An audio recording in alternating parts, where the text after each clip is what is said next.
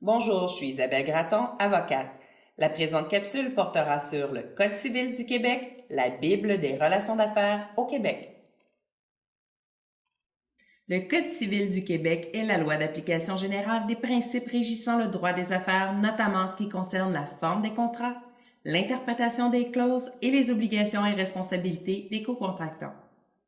Certaines lois spécifiques ont préséance sur le Code civil dans leur champ d'application, telle la loi sur la protection du consommateur qui s'applique seulement entre un commerçant et un consommateur qui acquiert un bien ou un service pour son usage personnel.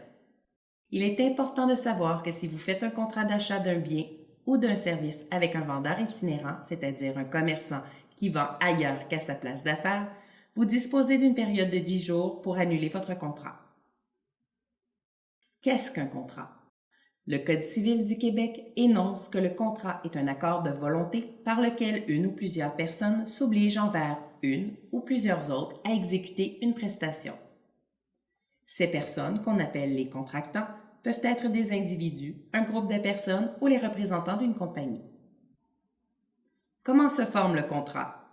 Encore là, c'est le Code civil qui mentionne que le contrat se forme par le seul échange de consentement entre des personnes capables de contracter.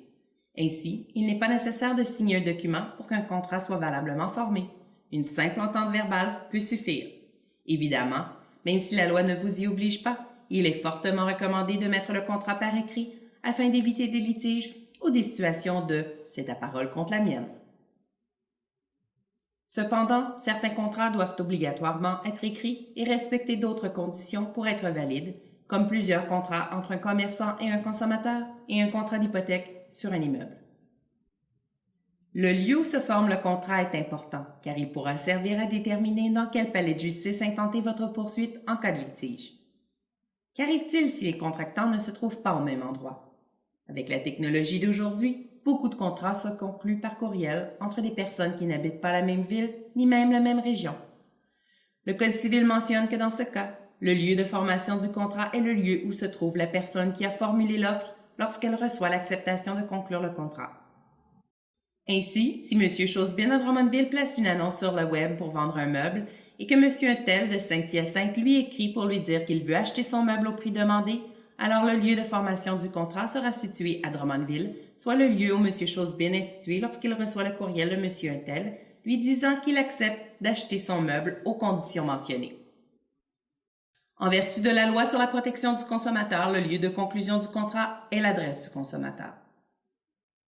Les lois ont un effet territorial, c'est-à-dire qu'elles ne s'appliquent que sur leur territoire respectif.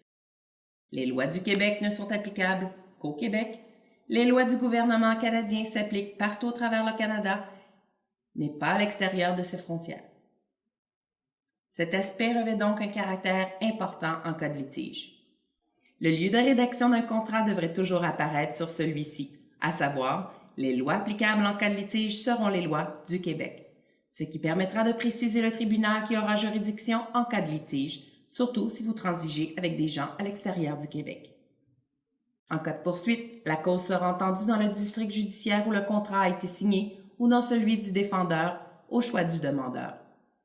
Cependant, si vous désirez imposer un district, par exemple le vôtre ou celui où pratique votre avocat, il est nécessaire de le prévoir au contrat en écrivant « Tout recours devra être intenté dans le district judiciaire de Drummondville, par exemple. » En terminant, comme le Code civil du Québec contient à lui seul 3168 articles, il est donc recommandé de consulter un professionnel compétent avant de signer un contrat important, ce qui est beaucoup moins coûteux que d'attendre qu'un litige survienne après.